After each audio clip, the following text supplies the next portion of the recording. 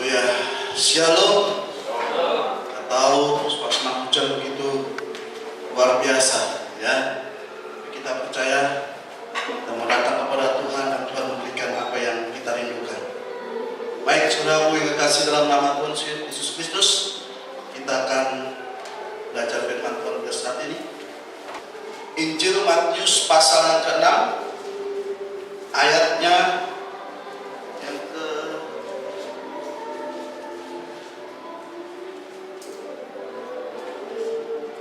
24. Saya undang kita bangkit berdiri. Kita akan membaca ayat ini bersama-sama. Sudah? 3, 4. Tak seorang pun dapat mengabdi kepada dua tuan, karena jika demikian ia akan membenci yang seorang dan mengasihi yang lain, atau ia akan setia kepada yang seorang dan tidak mengindahkan yang lain. Kamu tidak dapat mengabdi kepada Allah dan kepada Mammon. Silakan duduk. Saudaraku yang kekasih, kita tahu firman Tuhan pada saat ini jelas, ya. Kita tidak dapat mengabdi kepada dua tuan, ya. Jadi tak seorang pun yang dapat mengabdi kepada dua tuan, karena jika demikian ia akan membenci yang seorang dan mengasihi yang lain, atau ia tidak akan setia kepada yang seorang dan tidak mengindahkan yang lain. Kamu tidak dapat mengabdi kepada Allah dan kepada Mammon. Kita melihat apa yang terjadi akhir-akhir ini. Setiap firman Allah itu pasti akan digenapi, ya. Baik di dalam kehidupan saya dan di dalam kehidupan saudara. Karena firman itu seperti pedang bermata dua dan dia akan menusuk amat dalam. Kalau kita baca di dalam kitab Ibrani 4 ayat yang ke-12.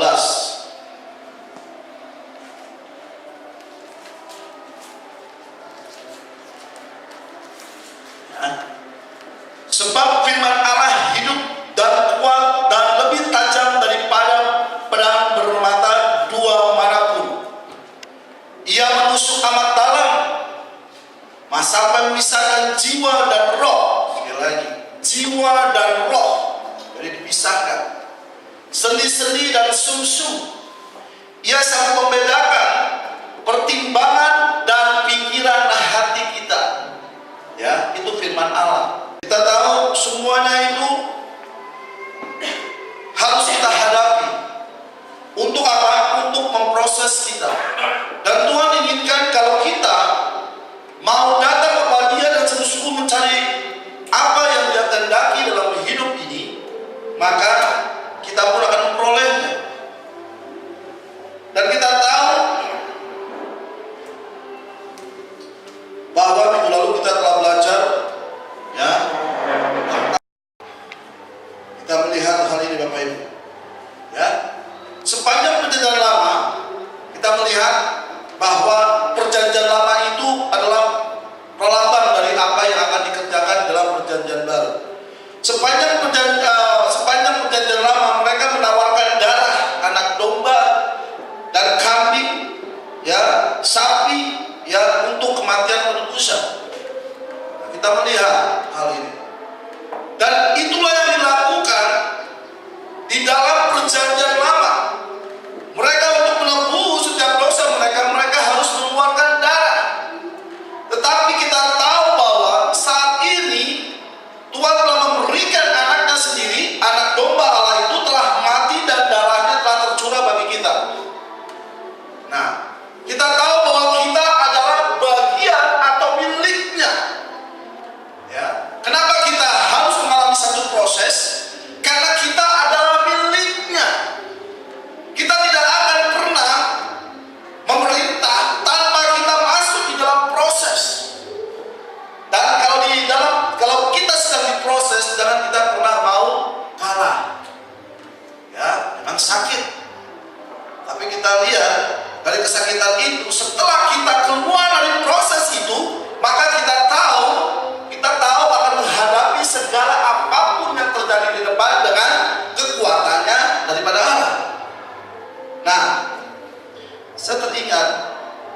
dengan satu cerita di Alkitab bagaimana Gideon dibentuk oleh Allah. Masih ingat cerita itu? Ya. Ketika bangsa Israel sedang menghadapi musuhnya orang-orang Midian, apa yang terjadi? Mereka ketakutan. Ya. Tetapi ketika mereka berseru kepada Allah, Allah akan menyatakan dirinya melalui siapa? Melalui nabinya atau utusannya. Dan Allah mengutus seorang yang bernama Gideon supaya mereka keluar dari apa? Dari masalah tersebut. Kita tidak sadari hal ini pun sama dengan apa yang terjadi dengan hidup saya dan kehidupan saudara. Ya. Dan kita melihat hal itu. Di mana itu cerita Gideon? Masih ingat? Hakim-hakim berapa? Hakim-hakim yang ke-6. Ya. Kita melihat apa yang dilakukan oleh Gideon pada saat itu. Ya, ketika Gideon menerima perintah Tuhan, dia tidak tahu apa-apa, saudara. Ya. Tetapi memang itu prosesnya Allah membentuk Gideon pada akhirnya, sehingga ketika Gideon sudah siap dan dipenuhi oleh Roh Allah, maka dia pun berani menghadapi setiap masalah yang datang. Ya. Tapi kadang-kadang kita seringkali memakai kehendak atau jalan kita sendiri, sehingga kita tidak tahu apa yang harus kita perbuat atau apa yang harus kita lakukan. Ya. Awalnya ketika Gideon menerima perintah Tuhan, ya, dia bukannya mengerjakan, tetapi dia malah bersembunyi. Betul? Ya, kita lihat di dalam Hakim-hakim yang ke-6. Ya.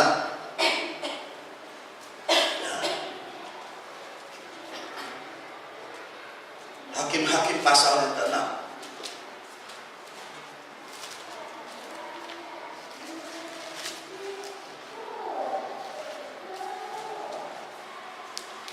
Sudah ketemu?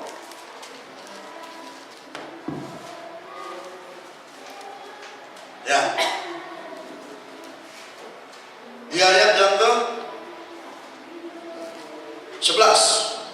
Kemudian datanglah malaikat Tuhan dan duduk di bawah pohon terbatin di Oprat, kepunyaan Yoas orang Abiezer itu, sedangkan Gideon anaknya mengirik gandum dalam tempat pemerasan anggur agar tersembunyi bagi orang di Midian. Jadi Gideon pada saat itu belum tahu apa-apa, sehingga dia bersembunyi ketika dia mendapatkan firman itu. Tetapi ketika Gideon dipenuhi oleh Roh Allah, saya baca lagi di dalam ayat yang ke-34. Pada waktu itu Roh Tuhan menguasai Gideon, ditiupnya sangkakala dan orang-orang Abiezer dikerahkan untuk mengikuti dia. Ya. Ketika apa? Ketika Tuhan, Roh Tuhan menguasai Gideon. Sama halnya dengan Petrus. Betul? Petrus ketika dia belum dipenuhi Roh Kudus, orangnya bagaimana? Pelin-pelan, tidak punya ketetapan hati, ya, tidak tahu siapa yang berbicara, dia tidak mengenal siapa itu Yesus. Yesus hanya seperti nabi biasa, betul? Nah, tetapi ketika Petrus dipenuhi oleh Roh Kudus, apa yang terjadi? Dia berani berkorban sekali walaupun dan ada 3.000 orang laki-laki bertobat. Sama halnya dengan Gideon. Sama halnya dengan saudara dan saya. Ketika Roh Kudus itu memenuhi saudara, maka saudara tidak akan pernah menjadi orang yang penakut atau pengecut. Tapi harus ada prosesnya. Pertama harus masuk dalam pembenaran. Setelah pembenaran terus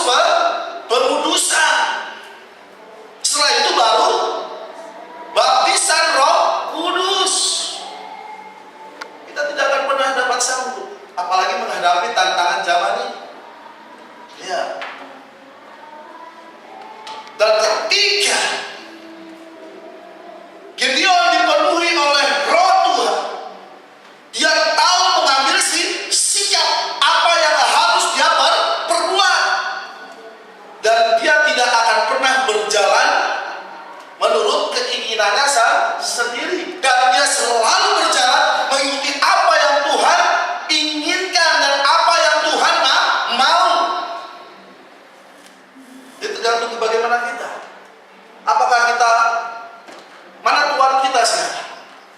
Apakah Tuhan yang menjadi Tuhan kita, atau mama yang menjadi Tuhan kita?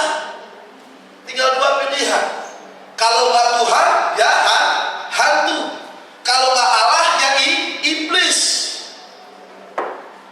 Cuma dua Tuhan di dalam dunia ini yang menguasai. Kalau nggak Tuhan, ya setan. Nah, apa yang terjadi setelah itu? Gideon mengikuti, dan akhirnya Tuhan suruh panggil orang-orang Israel. Kumpul. Ada berapa orang kumpul? Berapa? 32.000 atau 22.000? Ya, kita lihat lagi di sini. Ayat berapa itu?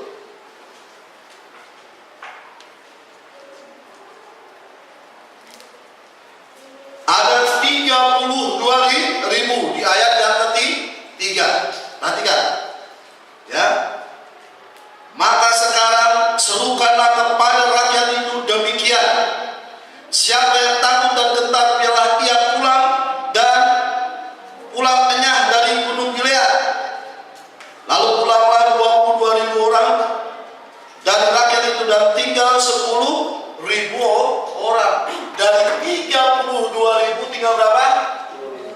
10.000.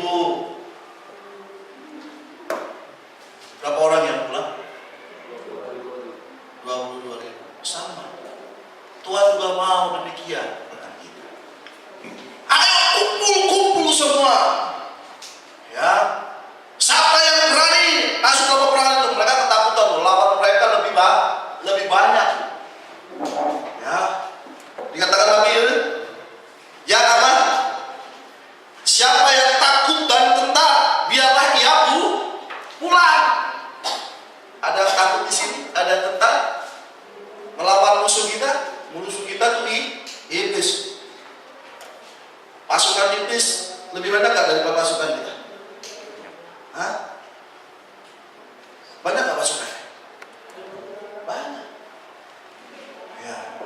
Masih ingat apa yang terjadi dengan bujangnya Elisa apa Elia? Hah? Elisa apa Elia? Elisa.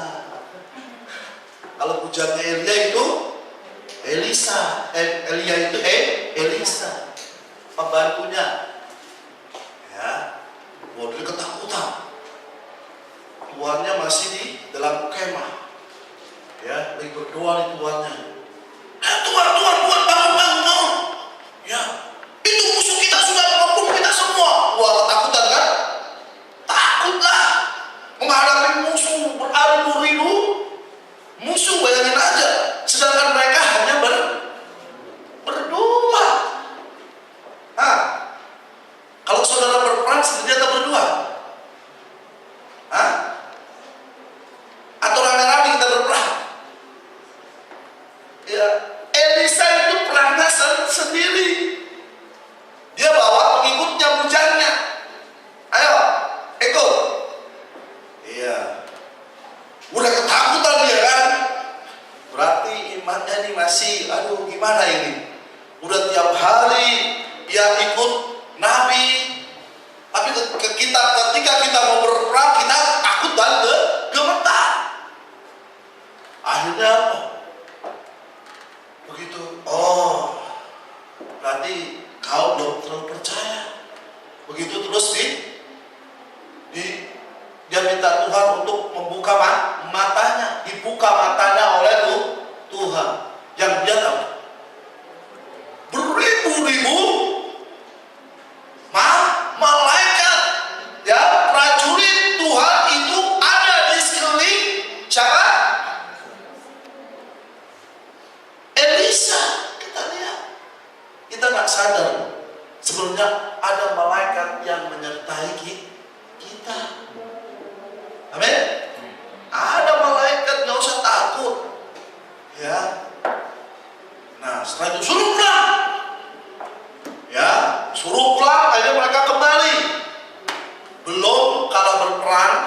ya belum perang mereka sudah kalah, mereka sudah mundur.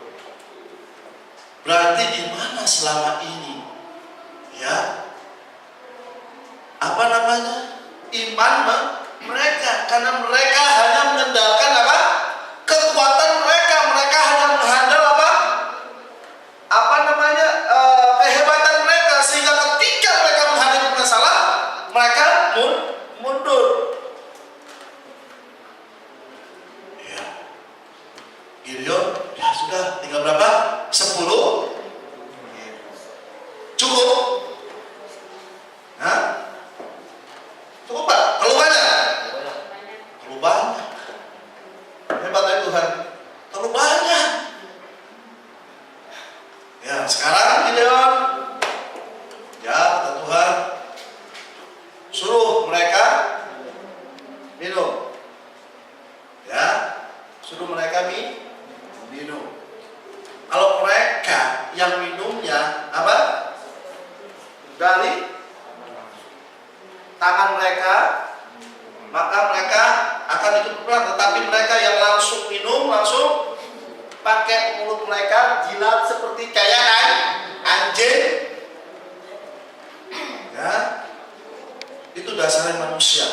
Karakternya seperti anjing. Lihat, ya, bayangkan, ada nggak? Ada pasti. Seperti kayak anjing. Jadi karakter. Jadi Tuhan mau supaya yang berperang itu mempunyai karakter. Amin. Jadi kita bukan asal prajurit biasa. Begitu ada masalah, wah brutal kita. Enggak begitu. Orang yang mempunyai karakter dia akan tenang dalam menghadapi setiap masalah yang datang. Amin. Barang siapa yang menghirup air dengan lidahnya seperti anjing menjilat, haruslah kau kumpulkan tersendiri. Demikian juga semua orang yang berlutut untuk minum. Wah, ini luar biasa. Saya baca gini. Artinya apa? Mau jadi prajurit Tuhan pun di proses, diuji. Itu pengujian yang terakhir.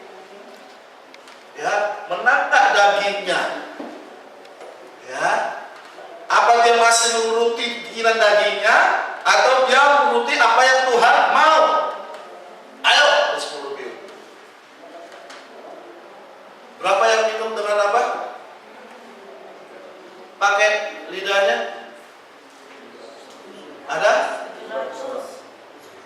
700 dari 10 ribu. 9.700. Bayangkan, banyak sekali. Berarti selama ini kita tahu takarannya, selama ini banyak orang yang berjalan dengan keinginannya sendiri, dengan kehendaknya sendiri, daripada dia mengikuti apa yang Tuhan inginkan. Tinggal berapa orang sanggup untuk memenangkan perang tersebut? Hah? Secara akal pikiran tidak sanggup. Pengetahuan manusia tidak sanggup. Harusnya tuh ya, mereka punya apa? Maria. Harusnya tuh ya, mereka punya apa? Tank. Itu kan peperangan dunia kan begitu. Tapi peperangan dalam perlu Musa menguatkan bangsa Israel dengan peralatan militernya, perlu dengan apa? Tongkat. Di luar akal dari pikiran. Sampai saat ini pengetahuan manusia tidak sanggup untuk melakukan seperti yang dilakukan oleh Musa.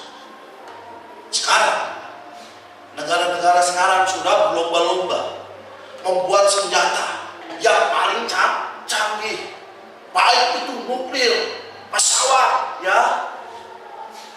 Karena itu apa? Idenya dari mana itu? Hah? Idenya dari mana? Dari setan. Ya, dimasukkanlah, wow, baju begini. Wah, saya kuat. Tapi kalau idenya Tuhan dia, Musa, nggak perlu kau bawa semua, andalkan itu ide-ide ya daripada apa? Cara berperang daripada Firaun. Ini, ku kasih kau tongkat. Nah, sama halnya dengan Gideon. Gideon disuruh bawa apa ya? Orang-orang Israel berperang melawan Midian. Hah? Suruh apa? Suruh bawa ini? Pedang? Enggak. Suruh apa ya? Suruh menyerang mereka? Enggak. Ayo, aku bawa sangkakala. Betul? Pakai sangkakala di perang. Bisa pikir nggak? Ada orang niup trompet mau berperang. Pikir nggak? Saya lihat sama dengan Musa ini. Musa pakai tongkat, dia pakai sangkakala. Gimana bunuhnya? Halo. Sama apa lagi tuh? Buyung. Buyung itu dipecahkan. Wis. Bisa ya membuat orang Midian lari terbirit-birit. Coba lihat kalau Tuhan melakukan. Ya. Tapi sebelum kita melakukan hal ini, karakter kita harus dibentuk. Saudara pemerintah semua? Ada pemerintah? Semuanya pemerintah? Di kerajaan 1000 tahun? Terutama yang harus saudara tahu. Sebelum saudara memerintah, saudara harus memiliki karakternya Allah. Apa yang dikatakan oleh Nabi Tuhan?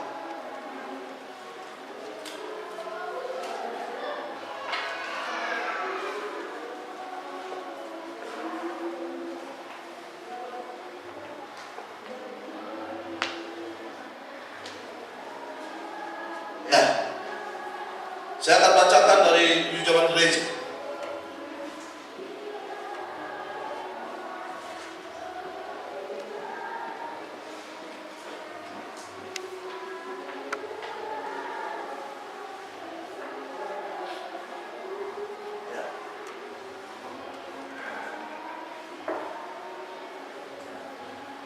Jikalau kita tidak menderita bersama-sama dengan Dia, kita tidak dapat memerintah bersama-sama dengan Dia. Anda harus menderita untuk dapat memerintah. Alasan untuk hal ini ialah bahwa karakter benar-benar tidak pernah terbentuk tanpa penderitaan. Karakter adalah sebuah kemenangan, bukan sebuah pemberian. Seseorang tanpa karakter tidak dapat memerintah karena kekuasaan yang terlepas dari karakter adalah seperti setan. Kalian nanti baca dalam 7 Zaman Gereja halaman 127. Kalau kita mau memerintah, karakter kita harus apa? Kita harus mempunyai karakter.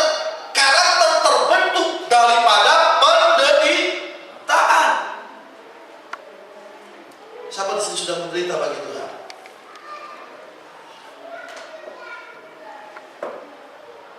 Gimana kita mempunyai karakter Kristus?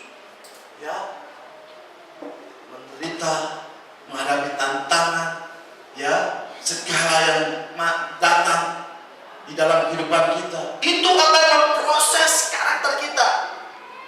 Itu akan memproses kita menjadi karakternya Allah. Dan saya yakin 300 orang ini sudah sudah memenuhi syarat untuk mereka dapat menghadapi lawan di depan, karena mereka mempunyai karakter yang baik. Dan karakter itu terbentuk dari penderitaan. Nah, kuasa, dikatakan oleh dengan kuasa tanpa karakter, kita punya kekuasaan. Tetapi kalau kita tanpa karakter, sama seperti setan. kuasa tanpa karakter. Ya. Kalau kita akan memerintah di dalam kerajaan 1000 tahun tanpa karakternya Allah, di kerajaan 1000 tahun kan kita punya kuasa tuh, kuasa pemerintah, betul? Tetapi di situ kita tidak mempunyai karakternya Allah, kita sama seperti setan. Kita lihat apa yang terjadi di surga. Iblis ya mempunyai kekuasaan di surga seperti malaikat, tetapi dia tidak mempunyai karakternya Allah, sehingga dia apa? Mau melawan Allah. Dia mau menyamakan dirinya dengan Allah. Ini yang terlihat terjadi ya di dalam kehidupan daripada Gideon. Apakah Gideon mempunyai karakternya Allah? Saya katakan iya. Setelah Gideon dipenuhi oleh Roh Kudus, ya ingat, setelah Gideon dipenuhi oleh Roh Kudus, berarti di Gideon sudah masuk beberapa tahapan pembenaran dan juga pengudusan. Nah, lalu dia menerima baptisan Roh Kudus, dipenuhi oleh Roh Kudus, dan pada saat dia dipenuhi Roh Kudus, ketika Tuhan berfirman, dia akan melambat-lambat untuk melakukannya. Yang pertama, dia akan bersegera, kata Daud, ya, dia akan segera dan tidak berlambat-lambat. Kita baca di dalam Mazmur 119 ayat 60. Ya.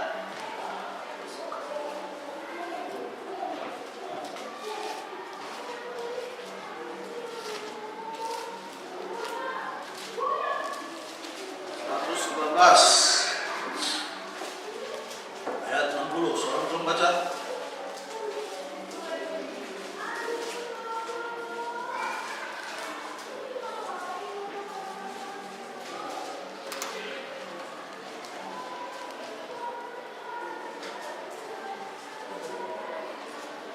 Ketemu?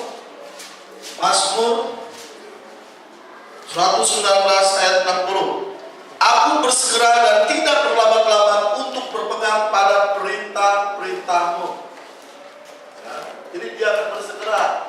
Ini orang yang mempunyai karakter, nggak mungkin dia akan lambat-lambat, tunda-tunda. Ya, dia akan bersegera. Ketika dia dipenuhi Roh Kudus, dia langsung memanggil semua orang Israel. Langsung, Bapak Ibu. Dan terkumpul 32.000 orang pada saat itu. Ya. Dan setiap apa yang Allah katakan kepada Gideon, dia akan melakukannya. Ya. Nah, yang pertama. Yang kedua, ya. Setelah itu Allah yang berperang bagi Gideon. Ia dan seluruh orang Israel hanya meniup sangkakala dan berkata, demikian Tuhan dan demikian Gideon. Artinya kita lihat, ya, ada di situ, baik. Maka kita melihat itu dalam Hakim-Hakim 7 ayat 17 dan 18. Yang pertama, dia bersegera dan tidak berlambat-lambat. Yang kedua, dia hanya apa? Meniup sangkakalanya. Ya, perhatikanlah aku dan lakukanlah seperti yang kukatakan. Maka apabila aku sampai ke ujung perkemahan itu, haruslah kamu lakukan seperti yang kulakukan. Apabila aku dan semua orang yang bersama dengan aku meniup sangkakala, maka haruslah kamu juga meniup sangkakala sekeliling seluruh perkemahan itu dan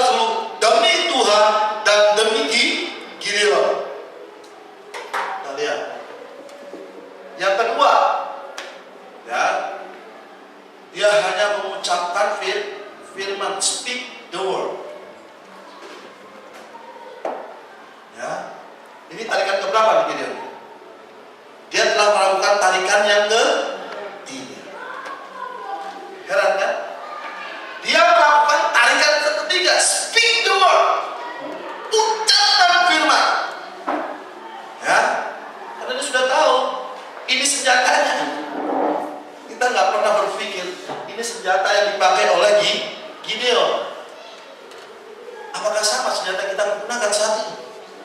Sama. Tapi pernahkah kita melakukannya? Hah? Kepala pusing, minum Parame. Kepala pusing, minum Parame ini akibat iklan. Ya. Apalagi perut sakit, minum Bita 7, WC 12 laginya, iklan juga. Karena kita sudah dimasuki oleh banyak iklan. Sehingga apa? Oh ya, kalau kepala pusing minum Parame. Betul? Tapi Gideon tidak begitu. Dia mengucapkan firman dia dan berseru demi Tuhan dan demi Gideon. Wow.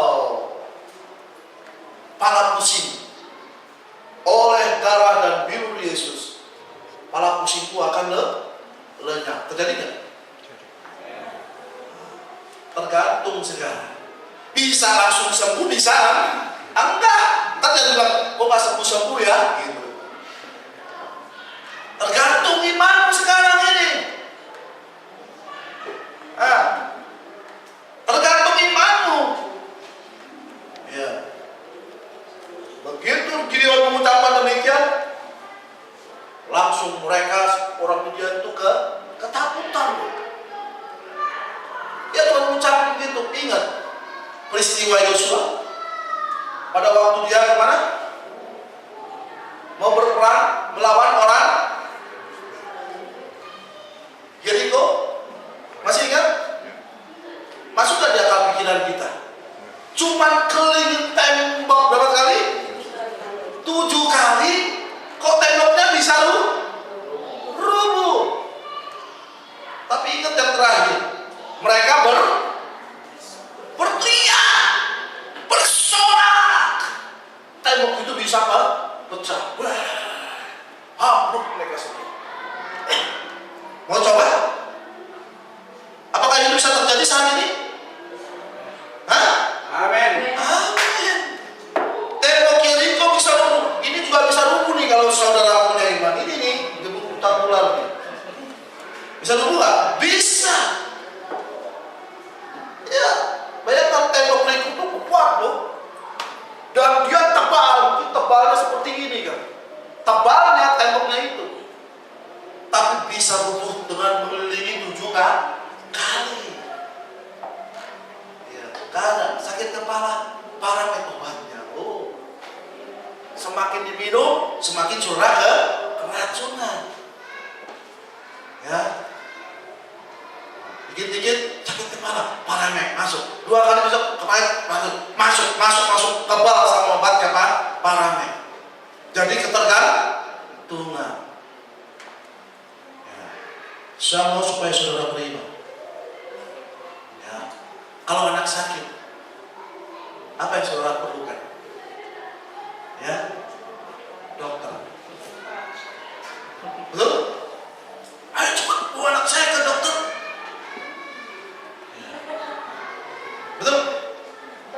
Ya. Tapi saya kadang-kadang begini loh. Ya. Maka tak, kalau si Nika itu sakit, pasti yang dicari itu saya. Apa? Minta didoain.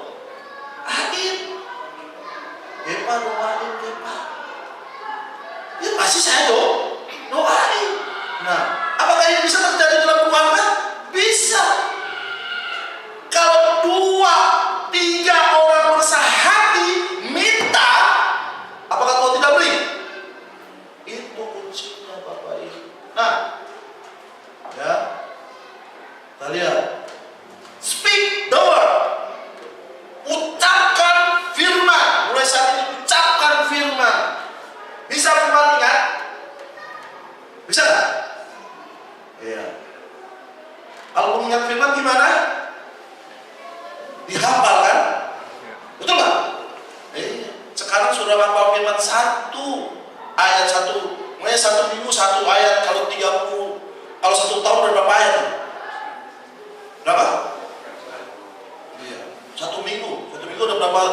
1 tahun dan berapa minggu? 52 ayat saudara dapat. Sekarang gak berguna bagi saudara. Nanti ketika sudah menghadapi masalah, firman itu akan datang. Itu terjadi. Ya. Aku bersegera dan tidak berlambat-lambat untuk melakukan firman. Di mana ayatnya itu? Nah, baru tadi diingatin. Mazmur 119 ayat 60. Ayo coba kita belajar menghafal Alkitab sekarang. Ayat Alkitab. Karena ini akan berguna nanti buat kita semua. Ya, nggak ada ruginya kita menghafal ayat Alkitab. Tadinya kita menghafal buku dapur dari sekian hafal saudara. Sekarang coba saudara alihkan ayat Alkitab. Ya, carilah dahulu kerajaan Allah dan kebenarannya. Ya, di mana itu? Matius berapa? Ayat 6 dan 33 itu hafal. Ya. Lukas 17 ayat 30. Apa bunyinya? Baca kok. Nanti gimana ayatnya? Cari dulu ya. Jangan begitu. Sekarang kita harus mulai. Karena itu itu pasti ketika kita dalam masalah itu pasti akan muncul dengan sendiri. Ya. Nah, kita lihat. Terus yang terakhir, yang pertama dari Gideon bersegera. Ini sudah mempunyai karakter ya.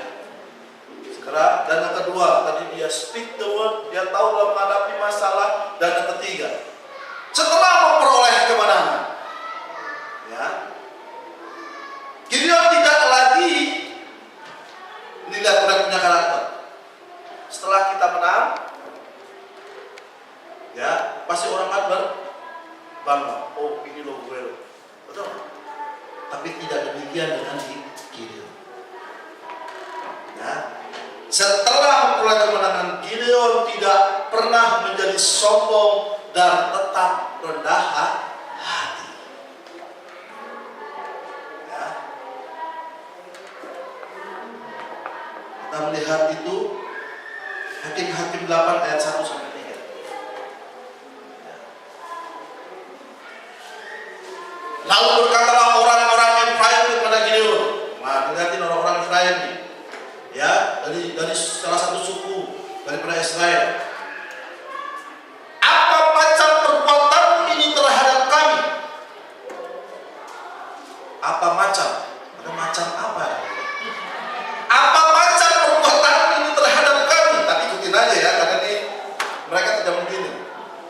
Mengapa engkau tidak memanggil kami ketika engkau pergi berperang melawan orang Midian? Lalu mereka menyesali dia dengan sangat. Dia protes nih. Ini loh, gue kan dulu sudah lama. Kok mau ada acara begini, kok nggak panggil saya? Ini orang-orang Efraim nih, itu orang-orang tua kali ya. Apa macam? Enaknya macam apa ya? Macam apa perbuatan? Ini apa macam ya? Apa macam perbuatan terhadap kami? Coba, jadi bingung gitu bahasanya ya. Apa macam?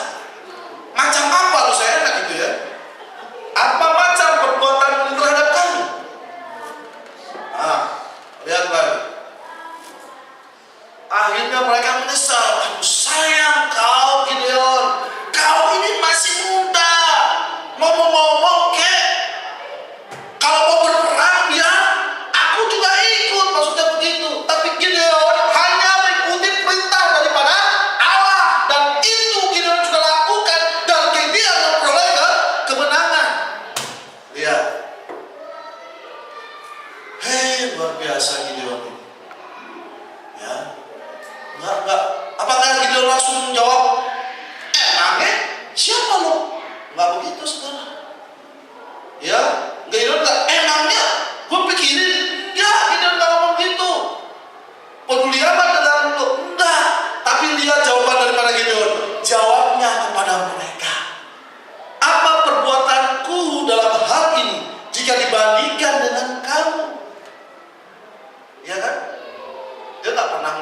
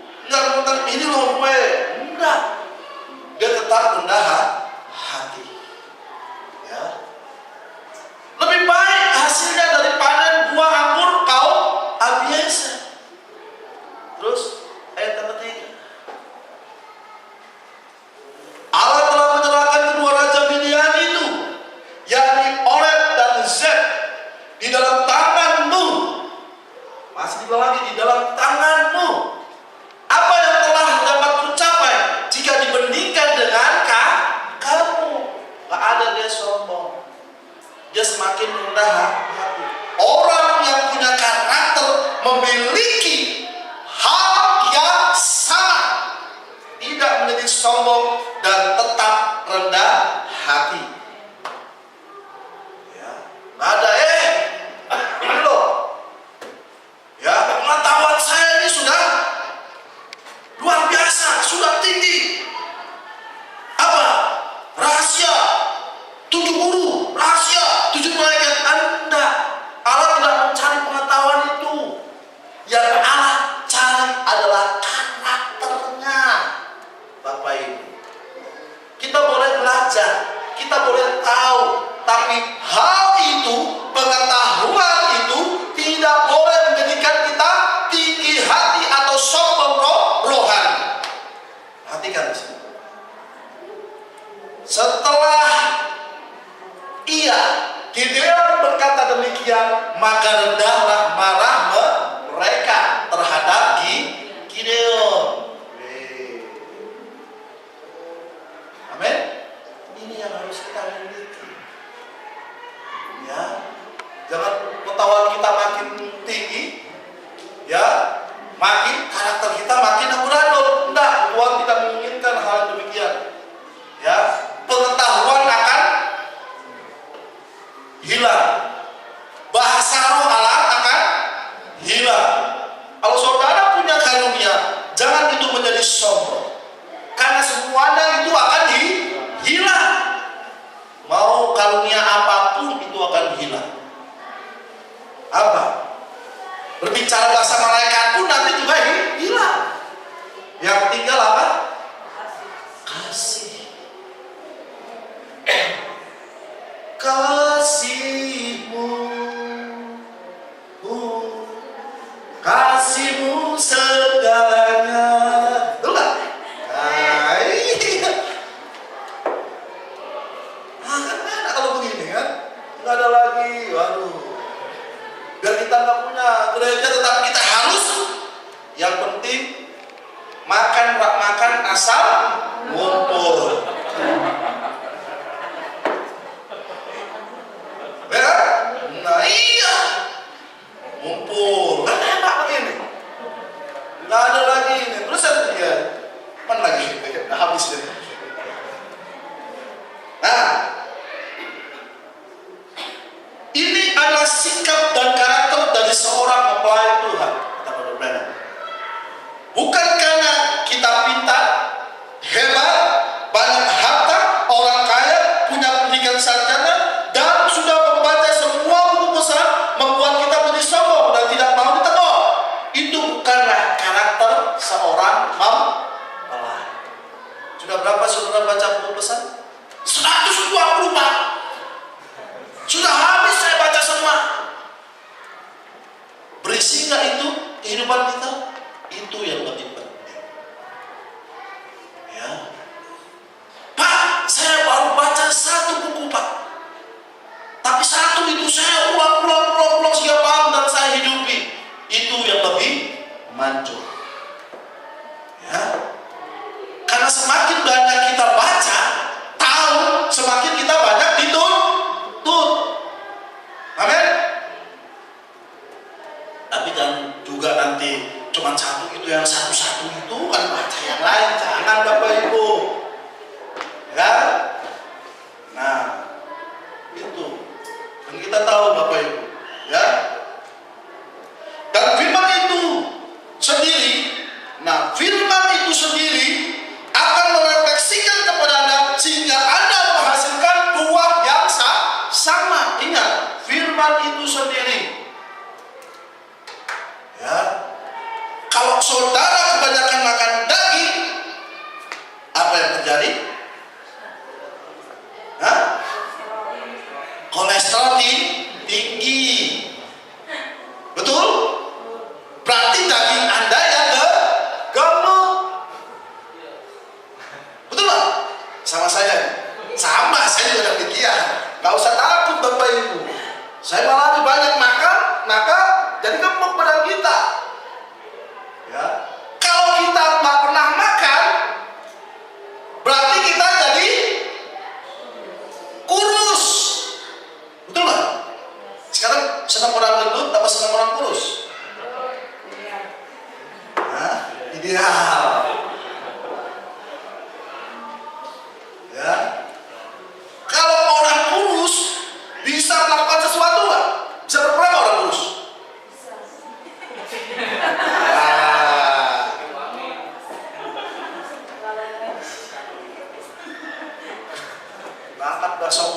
30 hartanya.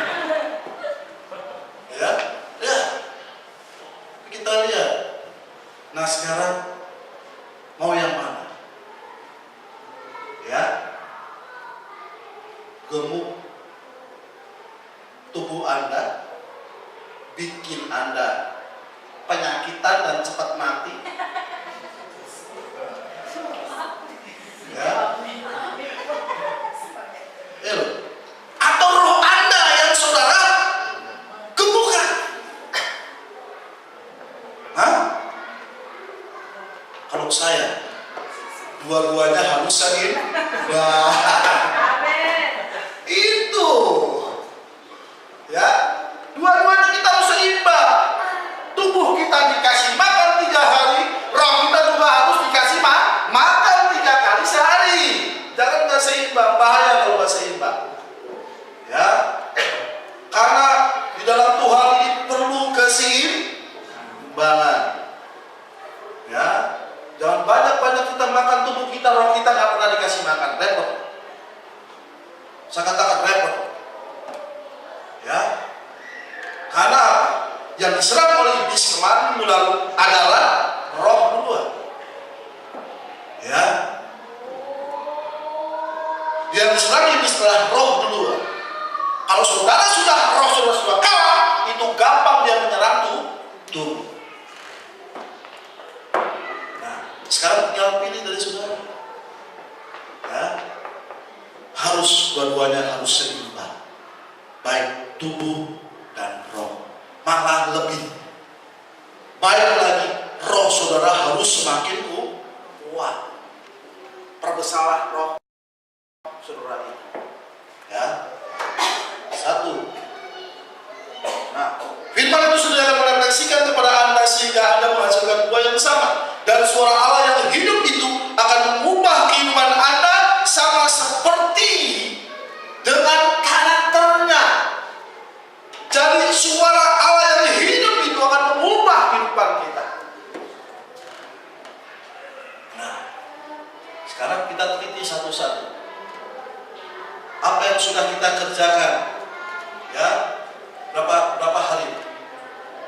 Dari tahun 2015 sekarang sudah 30 hari. Ya, masa kerja kita. Ya, 30 hari, 31 hari. Sudah apa yang kita lakukan? Ya, apakah firman itu sudah kita lakukan satu saja? Nah, coba kita masuk lagi, ya. Dan saya akan kasih tahu lagi kepada saudara apa yang dikatakan oleh hambanya.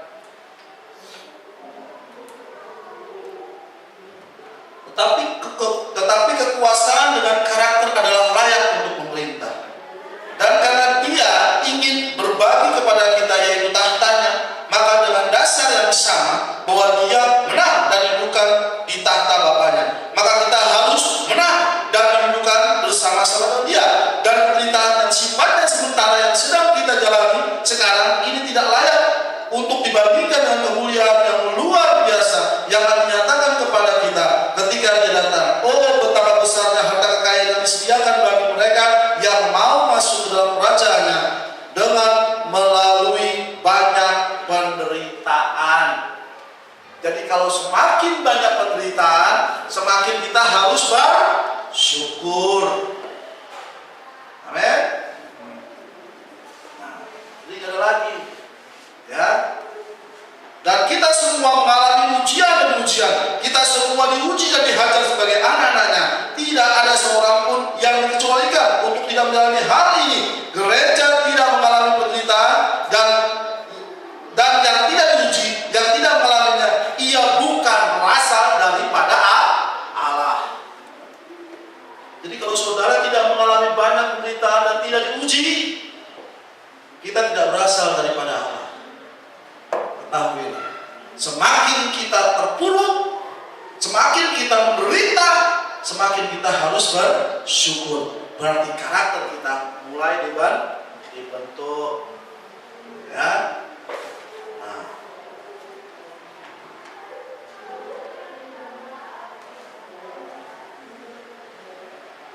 ini hal yang pokok.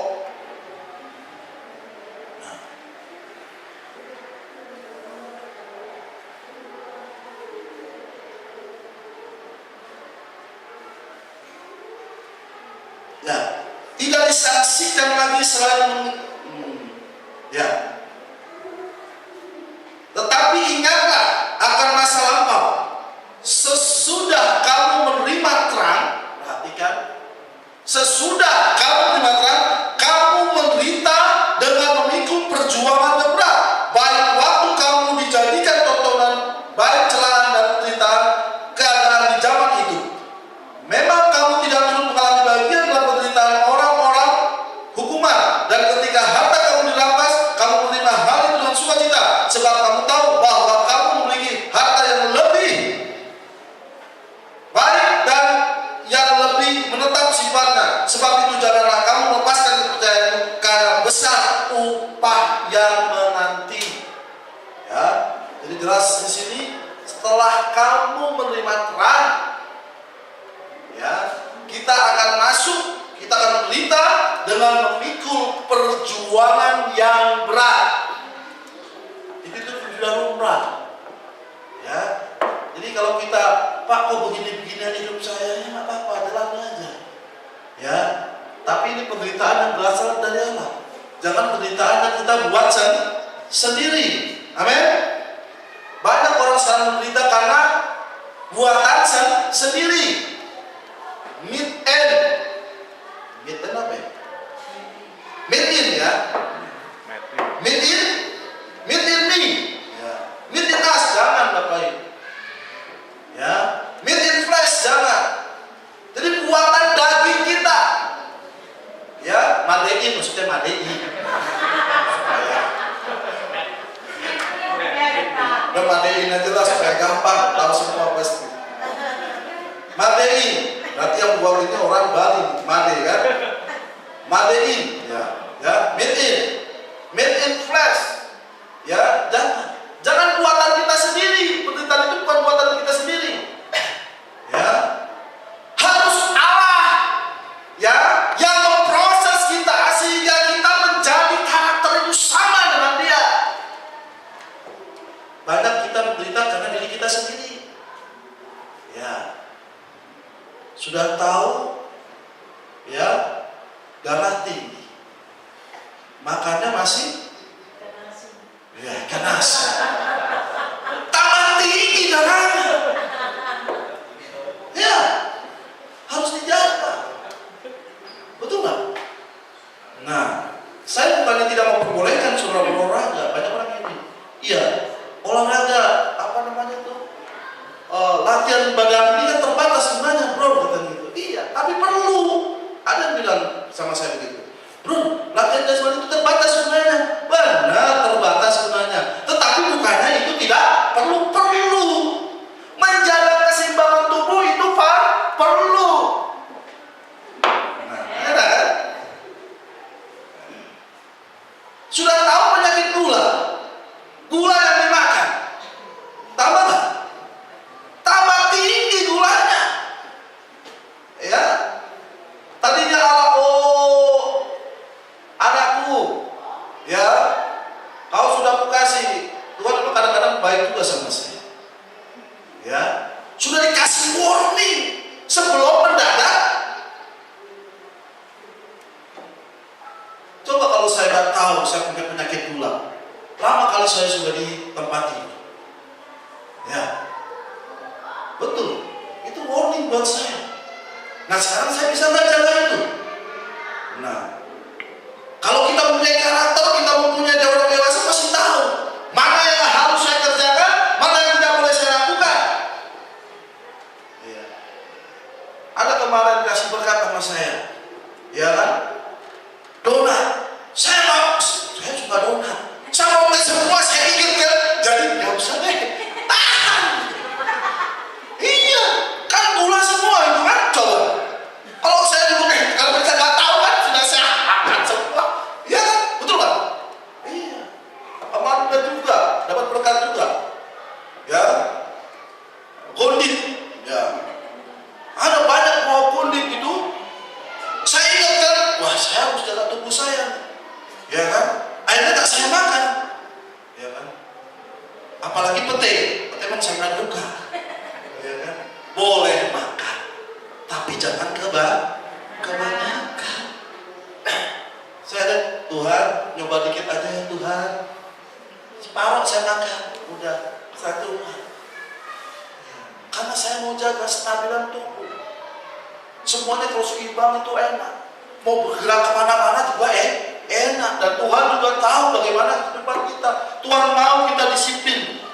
Ya, orang dewasa itu dia tahu dan disiplin dengan waktu. Waktunya makan, jangan kita nggak makan. Jangan Bapak Ibu. Waktunya makan.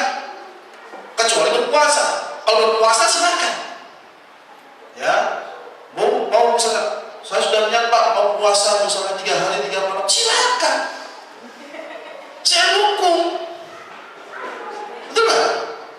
Supaya jangan pingsan maksudnya gitu. Kalau pingsan kan bahaya. Ya, kalau saudara mau misalnya puasa silakan, kita dukung, kita doakan. Ya.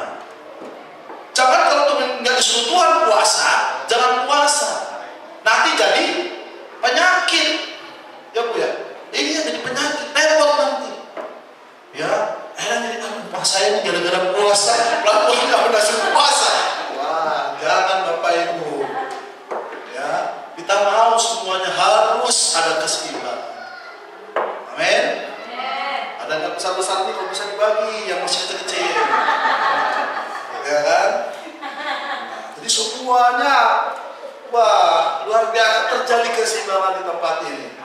Amin kan? Iya. Roh kita juga harus demikian. Jadi semuanya itu harus mendatangkan damai sejahtera. Ya, itu yang penting. Ya, kalau misalnya saudara, ya,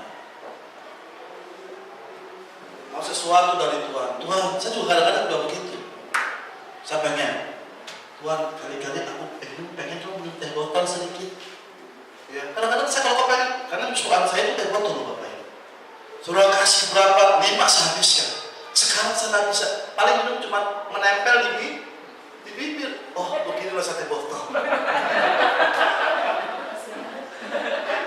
Itu, karena apa ya? Bukan kita harus menjaga disiplin kita. Saya beli teh botol karena, loh kok nggak habis Pak? Iya Pak. Saya ambil cicipi aja sambil di bibir udah nggak sampai masuk ke dalam. Karena apa? Karena kita harus menjaga keseimbangan. Baik roh kita, baik tubuh kita. Karena ini adalah tempat di mana iblis bisa masuk.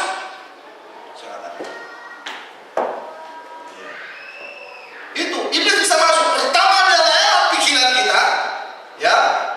Dibuat pikiran kita semakin mengoncat. Kalau kita kalah roh kita, maka dia akan masuk menembus tubuh.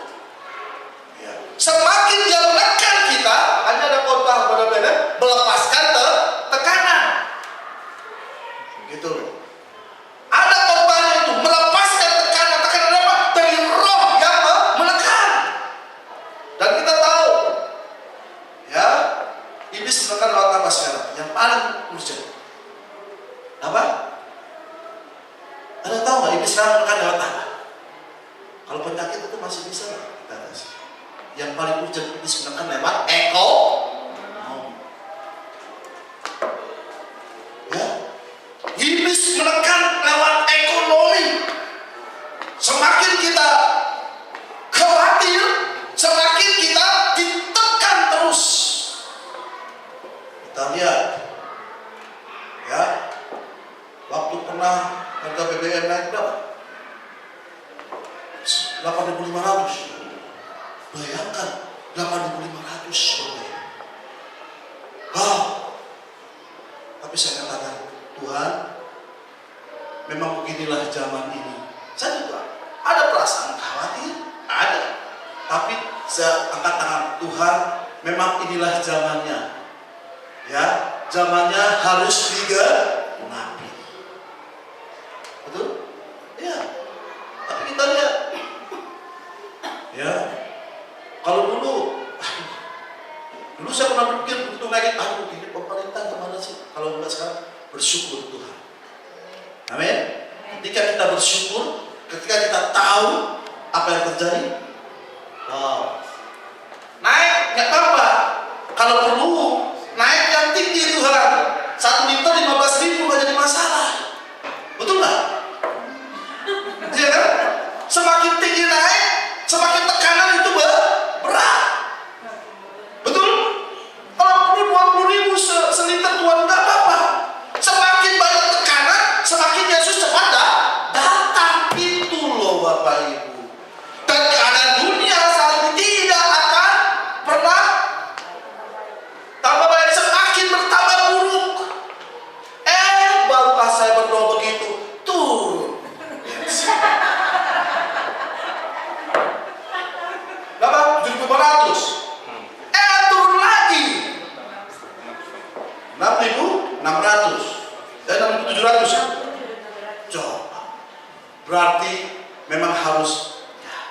panjang dulu ini.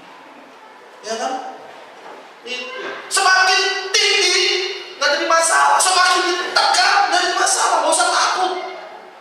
Ya, supaya apa? Supaya kita berharap kepada Tuhan. Kalau dulu kita kan, ya, sekarang Tuhan gimana ini Tuhan, kan berdoa gitu. Tuhan tolong berikan berkat, ya. Itu pas Tuhan gimana ini, iya. Seperti itu kita nggak pernah berdoa, ya. Semakin saudara tertekan, semakin kita banyak berdoa. Itu yang Tuhan mau. Ya, kadang kacau balau dengan dunia ini, biarin aja. Nggak perlu takut. Yang penting tujuan kita hanya satu, pengangkatan. Itu tujuan kita. Jadi kita nggak perlu takut. Ya, dolar naik, nggak perlu takut Bapak Ibu. Amin. Iya, nggak perlu takut. Semakin tinggi barang-barang, semakin tinggi, nggak perlu takut. Semakin apa? Semakin kita, ya, semakin kita tahu apa yang harus kita kerjakan. Sekarang ada namanya itu kemarin juga. Ada apa lagi? Yang pasar bebas.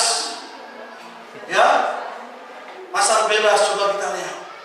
Wah, nanti gimana ya? Barang-barang saya nggak perlu takut, biarin aja, mengalir aja biasa. Nah, iblis, kalau saudara terima, masuklah pikiran saudara, terus akhirnya saudara pikirkan, masuk di sini, terus, lama-lama itu jadi penyakit. Berserah sama Tuhan, Tuhan biarlah kehendak yang jadi.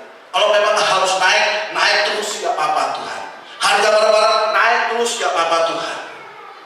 Sekarang aku hanya klaim firman. Burung pipit di udara yang tidak menanam dan engkau beri makan, apalagi saya Tuhan. Gitu harusnya. Sedangkan Elia aja tidak pernah kekurangan makan pada waktu bahaya kelaparan. Tapi burung apa? Burung gagak memberi apa? Makanan. Makanannya apa? Roti bakar. Ya, burung gagak memberi makanan kepada Elia itu roti bakar. Bisa nggak saudara pikir? Itu pernah saya pikirkan hal. Gimana ya caranya Tuhan? Burung gagak memberi roti bakar. Bakarnya gimana Tuhan? Aku terus tahu apa pernah berpikir itu. Cara bakarnya gimana Tuhan? Yang jelas itu bukan burung sembarangan. Ya, Tuhan bisa kan?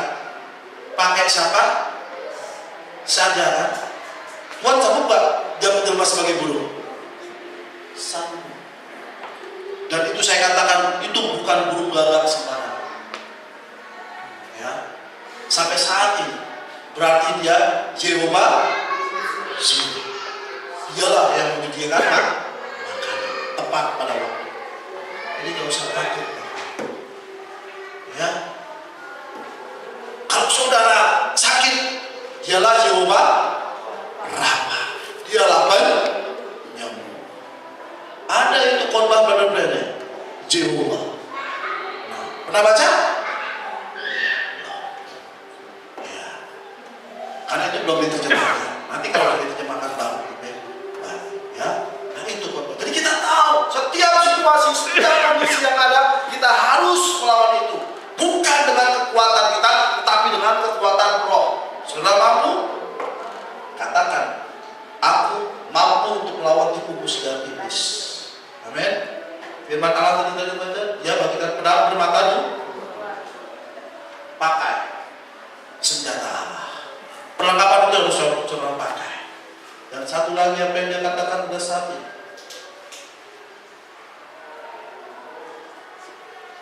sebab yang kita perlukan, kata Brother Ibrahim, sebab kamu memerlukan kesabaran, supaya sesudah kamu melakukan kehendak Allah, kamu dijanjikan itu.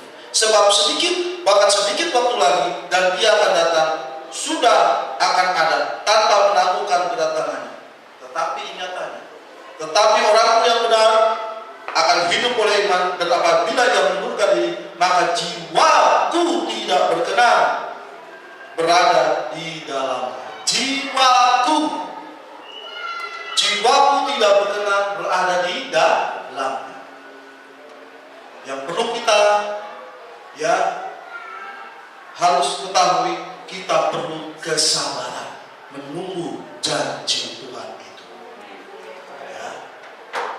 Semua firman pasti akan digenapi, tetapi kita harus bersabar.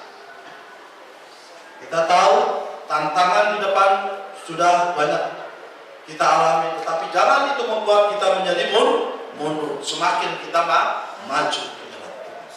Amin. Tuhan Yesus memberkati saudara sekalian. Haleluya. Kita berpujian bagi Tuhan.